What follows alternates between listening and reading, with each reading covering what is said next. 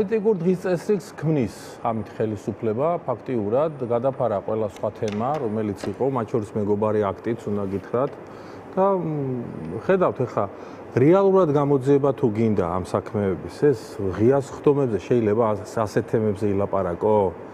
ცხინვალის დაბომბვა, იმის დაბომბვა, შეიძლება არ ლაპარაკო. მე პოლიტიკური ток-შოუში ვარქვი, ანუ აი ток-შოუს პრინციპით არის და არა საგამოძიებო კომისიის პრინციპით. მე დიანა, შეხედე მოყავთ ისინი, რა ქვია, ისეთი პირები, რომ უინტერესო ხალხისთვის არ არის, როგორ შეიძლება უინტერესო იყოს. ახლა ამბობენ, რომ სააკაშვილიც უნდა მიიყვანონ და რაღაც ტიპის ეს არის პოლიტიკური შოუა რა, რასაც ამბობ ზუსტად შოუა ნამდვილად. ჩემი შეფასებაც არის ცალსახადეს, არაფერი გამოსაძიებელი რაც იყო რუსეთ-საქართველოს ომთან დაკავშირებით, ჰააგის სასამართლომ გააკეთა ამაზე თავისი დასკვნა და ყველამ ვიცით, რომ საქართველოს თავის ტერიტორიაზე ომს ვერ დაიწყებდა. გამორიცხული ამბავია, რამდენიც არ უნდა იყოს დაუშვათ სურვილი, რომ მოაწონონ თავი, ესე იგი პუტინს და რაღაცა ტიპის ისინი გადაუგდონ, საკენკები თუ სატყუარები გადაუგდონ.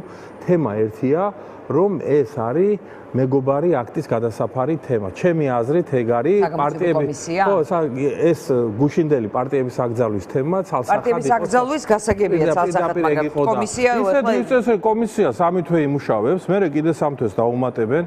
თან ხო ხედავთ, რომ იყო არჩევნებამდე სულ ეს თქვით გრიალ-გრიალით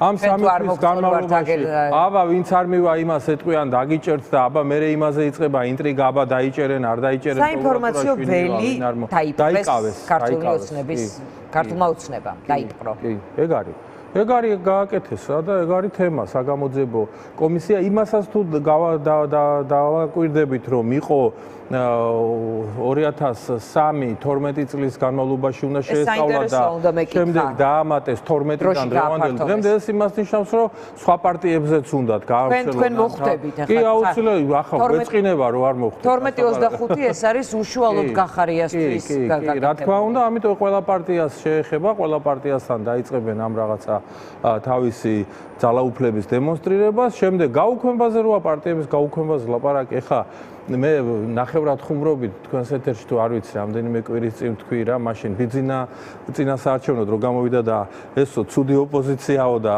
კაი ოპოზიციას გავაკეთებ მეორე თქო, დაიწყო კაცო ეს პროცესი. თქვა რომ ცუდი ოპოზიციაა ეს პარტიები. დიდ ადრეც თქვა სხვათა შორის. კარგი ოპოზიცია არის ვიტია ჯაფარიძე რა, რომელიც არის ოპოზიციონერი ოფიციალურად დანიშნული ხალხის ძალა და ასეთი ტიპის ოპოზიცია იქნება. არ ვარგა ეს პარტიები, რომლებმაც გადალახეს საარჩევნო ბარიერი და ამბობს რომ ეს პარტიები უნდა გავაუქმოთ. ანუ რამდენიმე ასეულ 1000 ადამიანს, რომელმაც საქართველოში მიცა მისივე დათვლებით 700.000 კი, ზე მეტი მისივე დათვლით 700.000 და მეტ ადამიანს ეუბნება, რომ ცალფეხზე მკიდია თქვენ ვინ მოგწონთ და ვინ არა, ეს ხალხი მე ნერვებს მიშლის და ამიტომ არ უნდა იყოს. შემდეგი ნაბიჯი 700.000, ანუ 4-ვე პარტიას შეახებს ამ ფორმულას? რამე ვთქვა რომ რაღაცა გამორიცხეო რო თქვა რაღაცა ახლა ამ რასაც ქმედება. რა ეტაპზეა ახლა ივანიშვილი, როცა არაფერი არ არის გამორიცხული? რა ეტაპზეა და მე მგონი რომ ახლა ფიქრობს რომ დრო მაქვს.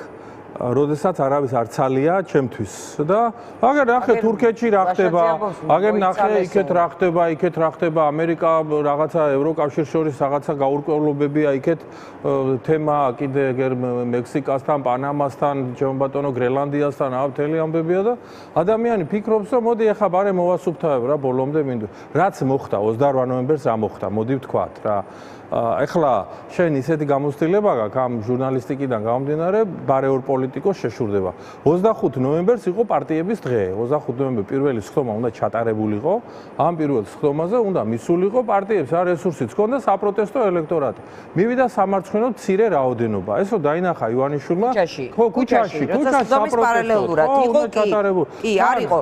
მოდი ვთქვათ რომ საარჩევნო შედეგის გასაპროტესტებლად მცირე და ძალიან აი უხერხემლო პროტესტი იყო, უღიმღამო პროტესტი იყო და მან გადაწყვიტა რომ ბარემ ეხლა ვინაიდან არ არის ოპოზიცია, ესე არის დასუსტებული, ბარემ ყველა პრობლემას მოვაგვარებ და 28 ნოემბერს ეგ იყო გამოაცხადა რომ დაივიწყეთ ესე იგი ევროკავშირი 2030 წლამდე. მოგვარება იყო.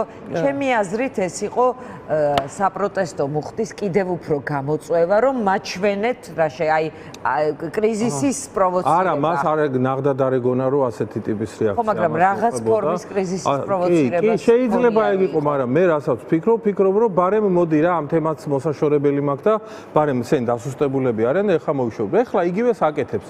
საგამოძიებო კომისიის ხელით უნდა ამ პარტიებთან დაკავშირებით გაანახორციელოს ზეწოლა. პარტიების მერე რა გონია შენ ვისი ჯერი დგება? ტელევიზიები შერი დგება, იმიტომ რომ ტელევიზიები თქვენ აკრიტიკებთ ხელისუფლებას, გენაცვალე, აი იმედია, კაი ტელევიზია და იმისი, რა ქვია, რეალ ტივი, რამიშვილის და პოსტივი, ერთი და იგივეა და კიდე რომელიც არის რუსთავი 2.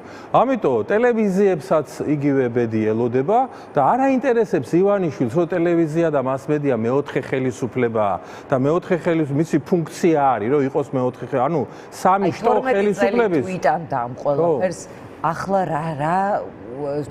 რა ეტაპია მის ასატანი არ ქონდა 12 წლის განმავლობაში, იმიტომ რომ მას რეიტინგიც და არჩევნებითაც შეეძლო თავისუფლად ხელისუფლების შენარჩუნება. როგორც კი არჩევნებით მას ხელისუფლების სამართლიანი არჩევნებით ხელისუფლების შენარჩუნების დიდი საშიშროება და დაკარგვის დიდი საშიშროება გაჩნდა, რა თქმა უნდა, ის გადავიდა უკვე ევროკავშირთან დაპირისპირების რეჟიმში, რომ მას ქონოდა კარტ ბლანში იმ არჩევნები ჩაეტარებინა თავის ჭკუაზე, თავის გემოზე და ეთქვა, რომ აი ეს ახლა მე ჩავატარე არჩევნები და ასეთი ვარ და ასეთი მიმიღეთ. ასეთი არ მიიღო ევროკავშირმა, სხვათა შორის დიდი როლი ითამაშა იმ საპროტესტო აქციებმა, რომელიც უკვე რამდენიმე თვეა რუსთაველზე მიმდინარეობს, რომ არაღიარება და არალეგიტიმურობა რაღაცა. ხო, მაგრამ აი ნახეთ დღევანდელი დღის დინამიკა. მინდორს ასუფთავებს, მოკლედ რა. დღევანდელი დღის დინამიკა ქუჩაში ნამდვილად შექმნა საგამოძიებო კომისიამ, მაგრამ პროტესტი ისეთი დინამიკით მიდის ბოლო პერიოდში, რომ აი თითქოს მილევის ან არ ვიცი, აი ყოველ შემთხვევაში რაღაც მე ახლა ქოქოლაც დამაყარონ, ვიტყვი ჩემს მოსაზრებას რა. ვინაც უნდა იმან დამაყაროს ქოქოლა. მე ვარ ქრესტომატიული არა, მე ვამბობ ახლა ვინც მისმენს შეიძლება რაღაცა ტიპის წამოვიდეს შვალი, მაგრამ არ მაინდა. მე ვარ ქრესტომატიული პროტესტის მომხრე. ეს რა არის? უნდა იყოს მოთხოვნა, უნდა იყოს ორატორი, უნდა იყოს ადრესატი, ვისაც თხოვ ამ რაღაცას, უნდა იყოს ვადები და ეს უნდა იმართებოდეს ეს აქცია, დინამიკა უნდა კონდეს მზარდი. სხვა ტიპის დრამატურგიის მომხრე ხარ. კი, ამის მომხრე ვარ მე ნამდვილად, იმიტომ რომ ჩემ ეროვნული მოძრაობიდან მოყოლებული რაც საპროტესტო აქციებში მიმიღია მონაწილეობა და ორგანიზებაც გამიკეთებია, ყველა ასეთი ტიპის აქცია იყო. ეს აქცია მე ვეთანხმები იმ ადამიანებს, რომლებიც ამბობენ, რომ ასეთი ტიპის აქცია რომ გამართულიყო რუსთაველზე, ეს აქცია ძალიან ადვილად შეიძლება დაეშალა ხელისუფლებას, რაღაცა როცა იცი რა კონკრეტულად ვინ არის და აქ როცა ვერ გაიგეს ვინ არის ხელმძღვანელი, შეიძლება 100 კაცია ხელმძღვანელი, შეიძლება 1000 კაცია, არავინ არ იცის, იმიტომ 20-30 კაციანი ჯგუფები არის და ესე ჰორიზონტალური არის, ამითი ვერ მოახერხეს ამ აქციის დაშლა, მაგრამ ეს აქცია უნდა გითხრათ, რომ სიმწვავე ამას თანდათანობით დაეკარგა და შეეჩვია ამ აქციას უკვე ხელისუფლება. ამიტომ მე მაგალითად ასე წარმოვიდგენდი ამას, რომ ვინც თუ ვინმე ამას ორგანიზებას უკეთებს ან ადამიანთა ჯგუფი, მე მაგალითად ჩემი მხრიდან ამას ურჩევდი, რომ გამოაცხადონ, რომ ეს აქცია დროებით შეჩერდა და შემდეგ დაიგეგმოს თავიდან უკვე სხვა მასშტაბით, სხვა ემოციით, სხვა ტიპის რაღაცა დინამიკით, არქიტექტურით ეს აქცია დაიგეგმოს და ამას უფრო ეფექტი ექნება, იმიტომ რომ ამ აქციებს მიეჩვევდნენ და ხო ხედავ მე ეს 5000 ლარიანი ჯარიმები ის კი არ იყო, რომ უსამართლოდ ექცევიან ისინი ამ 5000 ლარიანი ჯარიმებით ცდილობდნენ იქ დარჩენილი ყველაზე აქტიური ადამიანების დაშლას და სახში გასტუმრებას, რომ დაეშინებინათ და გაეშვათ. გაქვთ თუ არა მოლოდინი, რომ პოლიტიკური ლიდერების დაკავების პროცესი დაიწყება? იმდენჯერ ახსენეს, მაგალითად თუნდაც ამ კომისიის ფარგლებში დღეს კომენტარს აკეთებდნენ, აკრძალვის გახარიაზე საუბრობდნენ, იქ ხაზარაძესთან დაკავშირებით, იქ ვთქვათ კომისიაზე არ მისვლის გამო, ანუ რაღაც სხვადასხვა მიზეზით ფიქრობთ თუ არა რომ ლიდერების პასუხისმგებლობა. აბა ავტორიტარიზმი ყალიბდება ჩვენ თვალწინ და თან მე არ მევეკუთვნები დიანა იმ ადამიანებისთვის, ვისაც მიაჩნია რომ პოლიტიკოსისთვის ციხეში ჯდომა ცუდი საქმეა. არ არის ცუდი საქმე, გააჩნია როგორ გამოიყენება ამას თორე ციხეში ჯდომა ახლა როცა ავტორიტარიზმია და ებძვი ამ ავტორიტარიზმს რა პრობლემაა უნდა გითხრა არაფერი. ბრძოლა ეგეთია. სხვათა შორის ზის 50-ზე მეტი ახალგაზრდა ზის რატომ? იმიტომ ევროკავშირის წევრობა გიწერია კონსტიტუციაში, ეს უნდა იყოს შენ საგარეო ხელისუფლებამ გადაუხვია ამ ახალგაზრდებმა დაიწყეს ამის დაცვა, ამის გამოსხედან და თუ კი ევროკავშირის საგარეო კურსი რაღაცა პოლიტიკოსიც თუ იქნება დაჭერილი, მე ვფიქრობ ამაშიც რაღაცა ლოგიკა არის და არაფერი იმას არ ვხედავ. შეუსაბამობა არაფერი გასაკვირი არ არის, ამათგან არაფერი არ უნდა გაგიკვირდეს, მე არ გამიკვირდება ყოველ შემთხვევაში და პარტიების გაუქმებას რაც შეეხება, მე მახსოვს მე ვცხოვრობდი ისეთ ქვეყანაში, რომელსაც ერქვა საბჭოთა კავშირი, სადაც იყო ერთი პარტია, რომელსაც ამბობდნენ როგორ რუსულად მახსოვს ახლა ბოდიში რა ძალიან დიდხრივანება პარტია ჩესტი სოვეტსკაი ეპოქი მეც მახსოვს პარტია. შეიძლება ქუჩებზე დავაწეროთ რომ ქართული ოცნება არის ჭკუა, სინდისი და ღირსება ჩვენი საქართველოსი დავაწეროთ და ვიაროთ ბედნიერებმა რა იქნება. კონსტიტუციაშიც ჩაწერონ ბარემ რომ ერთი პარტია მარტო შეიძლება, სხვა არ შეიძლება და ის ერთი პარტია ფოტოშორს დაამარცხა იმ სხვა პარტიამ, რომელიც წევრიც იყავით. ბატონო ზია, ძალიან დიდი მადლობა, დაგემშვიდობებით.